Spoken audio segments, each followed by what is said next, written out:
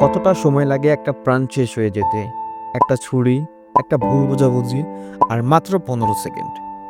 এই কাহিনী শুধু একটা হত্যাকাণ্ড নয়, এটা ভয়াবহ এক সামাজিক বিপর্যয়ের প্রতিচ্ছবি। তার নাম জাহিদুল ইসলাম পারভেজ, বয়স মাত্র ২৩, প্রাইম এশিয়া বিশ্ববিদ্যালয়ের টেক্সটাইল ইঞ্জিনিয়ারিং বিভাগের ২২৩ ব্যাচের শিক্ষার্থী।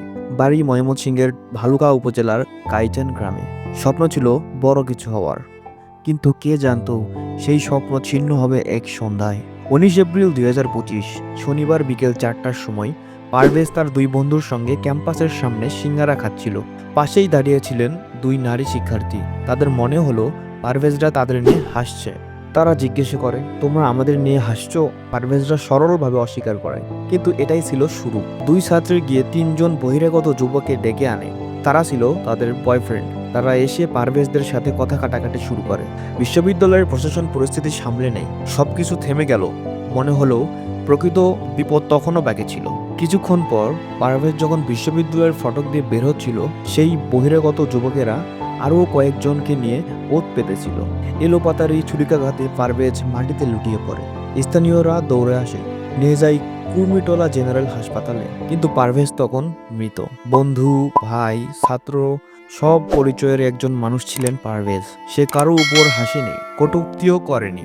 বন্ধু মাজাহারুল বলেছে, আমরা শুধু সিঙ্গারা খাচ্ছিলাম, হাসছিলাম নিজেদের নিয়ে। এই কথাগুলো আজ তার চোখে অশ্রু হয়ে ঝরে।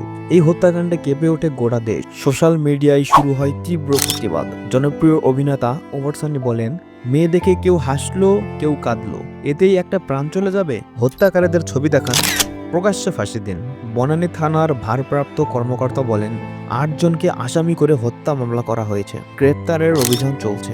গল্পটা এখানেই শেষ নয়, এটা এখন ন্যায় বিচারের লড়াই। একটা হাসির ভুল বোঝাবুঝির কারণে কেউ খুন হয়ে যেতে পারে? প্রেম, সম্মান, ইগো, এগুলোর ওজন কি মানুষের প্রাণের চেয়ে বড়? এভাবে কি আরেকজন জাহিদুল, আরেকটা পরিবার, আরেকটা মা কাঁদবে? পারভেজ আর ফিরবে না, কিন্তু তার জন্য আমরা দাঁড়াতে পারি, আমরা আওয়াজ তুলতে পারি। এই সহিংসতা আর নয়, এই বিচার হতেই হবে। আপনারা যদি চান ন্যায় বিচার হোক, ন্যায় বিচার চান, যারা এই খুনের সাথে জড়িত তাদেরকে পুলিশ ধরে প্রকাশ্যে তাদের বিচার করুক, তাহলে আপনারা ভিডিওটা শেয়ার করে দিন। আওয়াজ তুলুন পারভেজের জন্য, তার ভবিষ্যতের জন্য। এবং এই ধরনের ভিডিও আরও পেতে আমাদের পেজটি ফলো করে দিন এবং পেজে একটা লাইক দিবেন এবং ভিডিওতে একটা লাইক, কমেন্ট এবং একটা অবশ্যই শেয়ার করে যাবেন। আসসালামু আলাইকুম, সবাই ভালো থাকবেন।